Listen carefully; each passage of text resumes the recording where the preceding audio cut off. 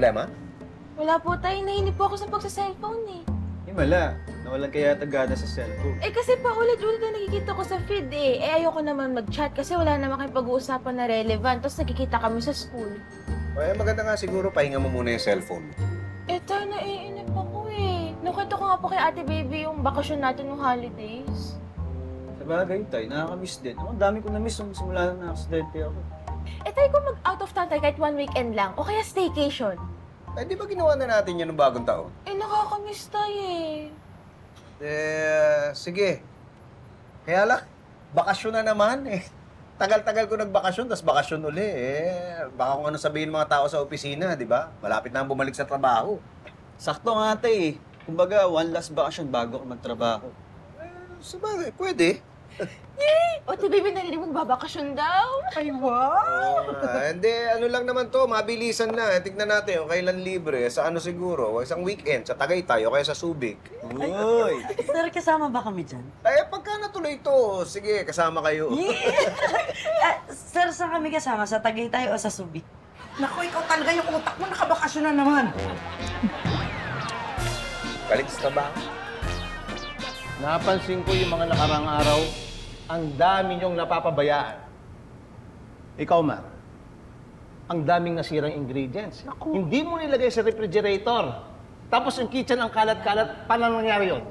Pat, sorry. Actually, biniling ko kay ano yan kay Atong eh. Siya yung stock ng mga natitira natin pagkain. Anong binilin?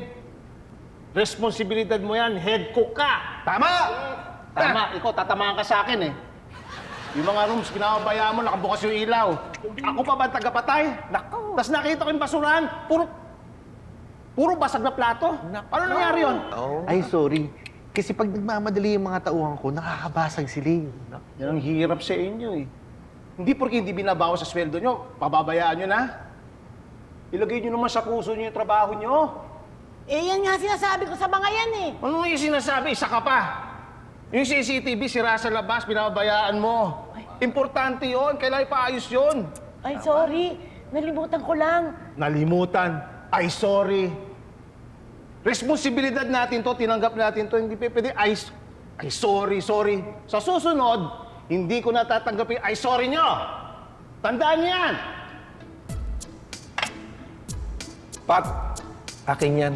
Yung sa'yo, nakain mo na. Ay, sorry.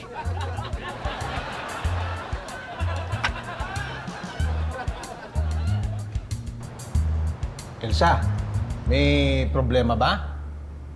Mali ba yung report na ginawa nila? Teka, kakausapin ko lang yung mga... Hindi yun. Eh ano? Pansin ko lang, hina ng kita natin itong mga nakaraang linggo. Kita mo nga, isang mesa lang yung occupied. Minsan nga, nasisiro pa tayo eh. Kaya nga, samantalang nung December, ang lakas, di ba? Eh, hindi tayo pwedeng tumagal ng ganyan. Buwan-buwan may binabayaran tayo, malulugi tayo. Hindi naman siguro. Eh, may nababalitaan nga ako eh. Mga bagong negosyo, kabubukas lang, nagsasara. Magsasara agad tayo. Huwag naman sana. Getting all your Kapuso shows has never been this affordable. Subscribe to the GMA Pinoy Pack on YouTube TV for only $14.99 a month.